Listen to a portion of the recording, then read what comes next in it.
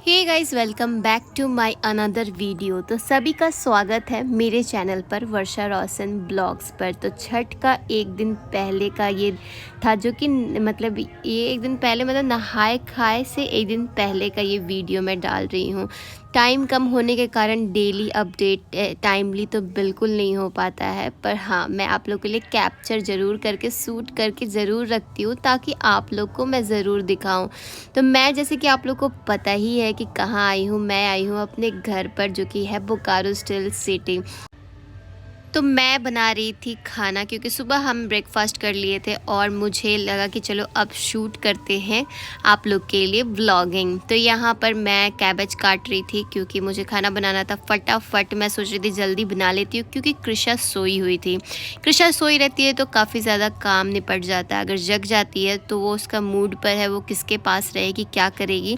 इसलिए मैं सोचती हूँ कि फटाफट अपना काम कंप्लीट कर लूँ, उसके बाद अगर वो जग भी जाती है तो कोई प्रॉब्लम नहीं है। और मुझे आज, मैं सोच रही थी कि हेयर कट के लिए मैं जाऊं, क्योंकि फिर छठ शुरू हो जाएगा, इससे पहले कि मैं हेयर कट करवा लूं, क्योंकि थोड़ा सा लेंथ मेरा बढ़ गया है और आजकल मुझे शॉर्ट हेयर काफ़ी ज़्यादा पसंद आ गया, क्योंकि बाल बहुत ज़्यादा टूट चुके हैं। इसलिए मुझे लॉन्ग हेयर रखने का बिल्कुल अभी शौक़ नहीं हो रहा है।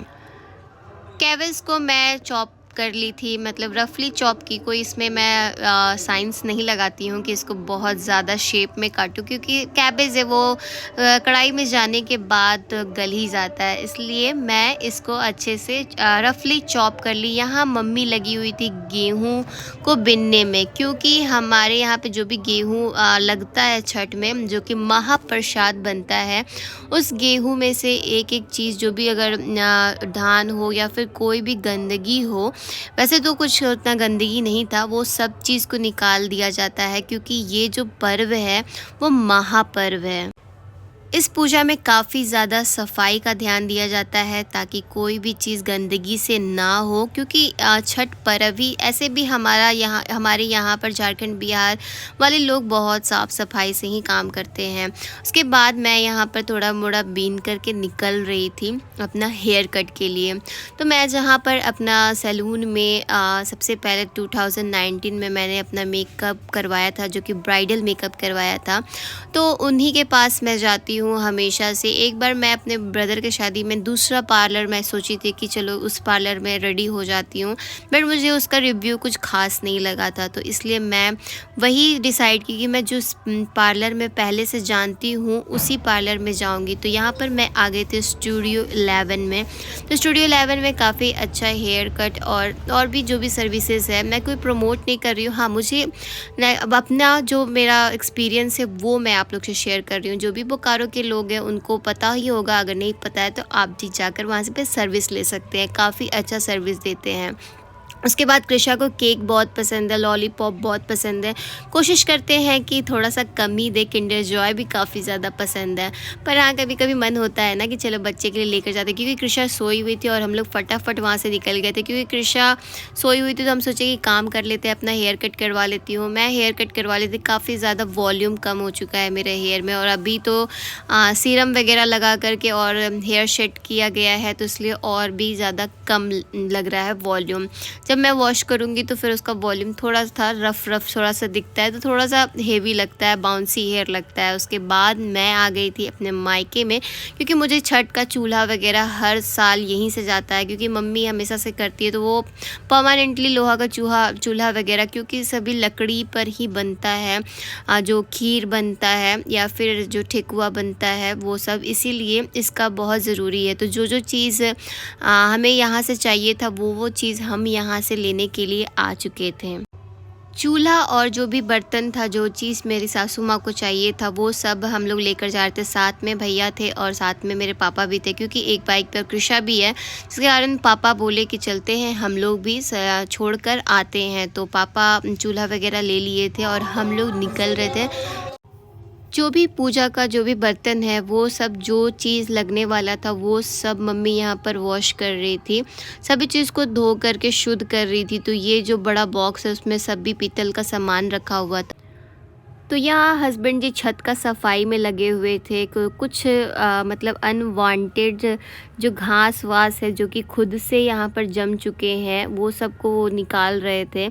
और यहाँ मैं कर रही थी साफ़ सफाई, और कृषा एज़ यूजुअल उठती है, उसके बाद उसको कुछ ना कुछ खुरफात करना है।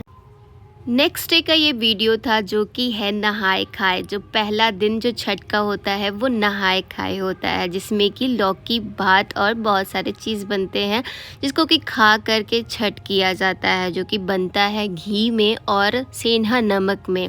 तो यहाँ पर मम्मी छत पर डालने आ गई थी गेहूँ धोया हुआ, जो कि एक दिन पहले बिन कर रखी थी।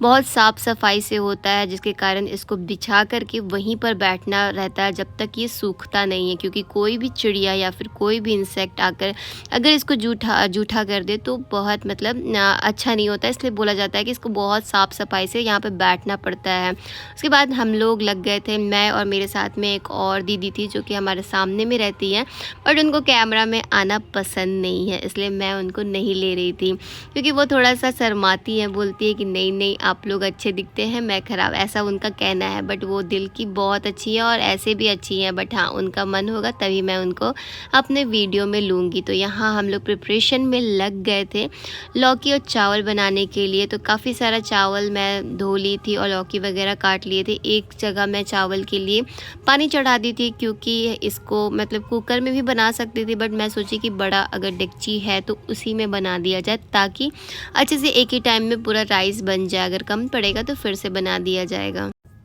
तो यहाँ पर सबसे टफ़ काम था इसका पानी निकालना, जो कि मैं राइस डाली हुई थी। इसको हम लोग हमारे साइड में माड़ पसाना कहते हैं। तो यहाँ पर मैं माड़ पसा रही थी, जिसको कि बहुत ज़्यादा टफ़ हो रहा था, पैरों पे छींटा भी पड़ रहा था, बट हाँ क्या करूँ, करना तो है ही, क्योंकि उसको मैं टेबल पे ही रख के कर रही थी। नीचे रख के करती तो नहीं हो पाता, और कोई छोटा सा स्पेस भी नहीं था कि जिस पे मैं रख लूँ। तो यहाँ पर हम लोग छत पे ही बैठ कर के पूरा छत को देखा था हमने टेंट लगवा दिया था, ताकि जो भी है बाहरी हमारा जो भी पूजा पाठ है, सब कुछ का जो भी हमारा काम है, सब कुछ बहुत अच्छे तरीके से हो जाए, कंजेस्टेड ना हो। तो यहाँ पर मैं आलू छील रही थी, ताकि हम यहाँ पर बना सके आलू का चोखा। सभी कुछ ऑलमोस्ट बन गया था, राइस भी काफ़ी खिले खिले बने थे, लौकी की सब्ज़ी भी। स्वाद तो टेस्ट करना नहीं था, क्योंकि मैं भी फास्ट पे हूँ। पिछले साल भी मैं फास्टिंग की थी। पिछले साल से मैंने ऐसा किया है कि मैं फास्ट पे रह जाती हूँ, बस जैसे जैसे मम्मी खाती है वैसे वैसे मैं भी खाती हूँ। तो लौकी के दिन लौकी खा लेती हूँ, दूसरे दिन खीर खा लेती हूँ, बस यही। और फिर फास्टिंग अरग के दिन फास्टिंग रख लेती हूँ। तो मम्मी के साथ उनकी फ्रेंड, जो कि हमारी भाभी लगती हैं, उनकी बहुत अच्छी फ्रेंड है, तो वो भी कर रही थी, तो साथ ही तो यहाँ पर हम लोग बैठ गए थे। रात का समय हो गया था गीत गाने के लिए, रात नहीं था शाम था, बट मुझे गीत वगैरह आता नहीं है। तो यहाँ पर मैं हंस रही थी कि मुझे तो आता नहीं है, आप ही लोग गाइए। तो